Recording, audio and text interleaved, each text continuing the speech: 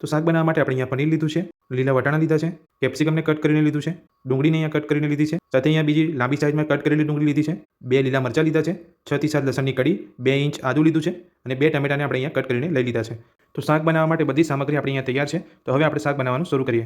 તો શાક બનાવવા માટે આપણે અહીંયા ગેસ ઉપર નોનસ્ટિક કઢાઈ મૂકી છે, તેની અંદર 2 ચમચી તેલ ઉમેરીશું. તેલને આપણે ગરમ થવા દઈશું. તો તેલ આપણું અહીંયા ગરમ થઈ ગયું છે, તેની અંદર આપણે મોટી સાઇઝમાં સમારેલી ડુંગળી ઉમેરી લઈશું. ડુંગળી સાથે આપણે અહીંયા જે સમારેલા કેપ્સિકમ છે તે પણ ઉમેરી દઈશું. ડુંગળી અને કેપ્સિકમ બંનેને તેલમાં આપણે બરાબર સાંતળી લઈશું. તો ડુંગળી અને કેપ્સિકમ બંને આપણું અહીંયા સરસ સતળાઈ ગયું છે. તો હવે તેને એક પ્લેટમાં આપણે લઈ લઈશું.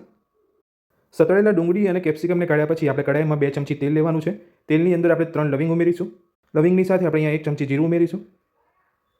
જીરું ઉમેર્યા પછી આપણે થોડું અહીંયા મિક્સ કરી લઈશું અને લાંબી સાઇઝમાં કટ કરેલી ડુંગળી ઉમેરી લઈશું. ડુંગળી ઉમેરી લીધા પછી આપણે અહીંયા બધું જ સરસ સાંતળી લઈશું. તો ડુંગળી ઉમેર્યા પછી આપણે અહીંયા બધું સરસ સાંતળી લીધું છે. તો હવે તેની અંદર આદુ લસણ મરચાં ઉમેરી લઈશું. બધું જ મિક્સ કરી લઈશું. તો બધું જ આપણે અહીંયા મિક્સ કરી લીધું છે. તો હવે તેની અંદર આપણે અહીંયા કટ કરેલા ટામેટા ઉમેરી લઈશું. સાથે તેની અંદર અહીંયા સ્વાદ પ્રમાણે મીઠું ઉમેરી લઈશું. ટામેટા ઉપર અહીંયા મીઠું ઉમેરવાથી ટામેટા જલ્દી કૂક થઈ જશે. ટામેટા અને મીઠું ઉમેરી લીધા પછી હવે આપણે બધું જ મિક્સ કરી લઈશું.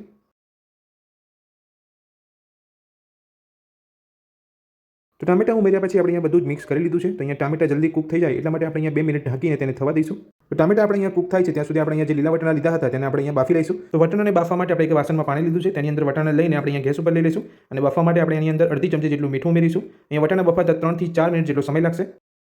તો અહીંયા 2 મિનિટ થઈ ગઈ છે. તો હવે આપણે ટામેટાને ચેક કરી લઈશું. તો ટામેટા આપણે અહીંયા સરસ કૂક થઈ ગયા છે. તો હવે કૂક થયેલા ટામેટા ડુંગળીને આપણે એક પ્લેટમાં લઈ લઈશું. બીજી બાજુ તમે અહીંયા જોઈ શકો છો કે આપણા વટાણા પણ અહીંયા સરસ બફાઈ ગયા છે. તો પ્લેટમાં કાઢેલા ટામેટા અને ડુંગળી અહીંયા ઠંડા પડી ગયા છે. તો હવે તેને આપણે મિક્સર જારમાં લઈ લઈશું. ડુંગળી અને ટામેટાને મિક્સર જારમાં લઈ લીધા પછી તેની અંદર આપણે 5 થી 6 જેટલા કાજુ ઉમેરીશું. મિક્સર જારનું ઢાંકણ બંધ કરીને આપણે બધું પીસી લઈશું. તો તમે જોઈ શકો છો આપણે અહીંયા મિક્સર જારની અંદર ડુંગળી ટામેટા અને કાજુ ઉમેરીને બધું પીસી લીધું છે. તો હવે આપણે મટર પનીર શાકની ગ્રેવી બનાવીશું. તો ગ્રેવી બનાવવા માટે જે કડાઈમાં ડુંગળી અને ટામેટાને સાંતળ્યા હતા તે જ કડાઈની અંદર આપણે અહીંયા 2 ચમચા જેટલું તેલ ઉમેરીશું. તેલને આપણે બરાબર ગરમ થવા દઈશું. તો તેલ આપણું અહીંયા ગરમ થઈ ગયું છે. તો તેની અંદર એક તજનો ટુકડો ઉમેરીશું, એક તમાલપત્ર ઉમેરીશું. મિક્સર જારમાં પીસેલા ડુંગળી ટામેટાને લઈ લઈશું.